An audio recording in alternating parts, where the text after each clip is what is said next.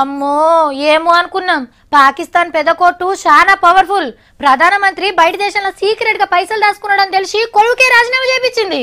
ప్రధానమంత్రినే కుర్చీలకే దింపేసిందంటే పెద్ద ముచ్చటనే. మరి ఆయన ఊకుంటాడా? నేను లేకున్నా ఆ కుర్చీలో నా వల్లే ఉండాలని ఎంత రాజకీయం చేయాలో అంతే చేస్తుండు. ఆఖరికి ఎవరు కొత్త ప్రధానమంత్రి అవుతారో తెలియదు కానీ ఈ టైంలో మన దేశం లీడర్ ని కోరుకునుడే అస్సలు బ్రేకింగ్ వార్త. వారెవా సుష్మమ్మ అంటే సుష్మమ్మ మా దేశానికి ప్రధానమంత్రి అయితే బాగుండు, దేశం జల్దిన బాగుపడు అని ఆశపడ్డది కీ పాకిస్తాన్ అక్క. పేరు ఇజాబ్ ఆసిఫ్. మన విదేశాంగ మంత్రి ఈమె గంతగానం ఎందుకు నచ్చిందో తెలిసినా? అక్కొల్ల చుట్టానికి పానం బాగలేదట, మన దేశంలో వైద్యం చేయించుకోవాలి అనుకుర్రు. ఇదే ముచ్చట చెప్పుకుంటా జల్దిన వీసా పర్మిషన్ వచ్చేటట్టు చూడవా అని ఒక మతలబ్ పంపింది ట్విట్టర్లా. ఎమ్మటే సుష్మమ్మ ఆఫీసర్లతో మాట్లాడి పర్మిషన్ ఇప్పించిందట. గంతే చిన్నమ్మకు ఫిదా అయిపోయింది అక్క. ఆ సంబరంలా మా దేశానికి ప్రధానమంత్రి అయితే బాగుండు అని రాసుకొచ్చింది.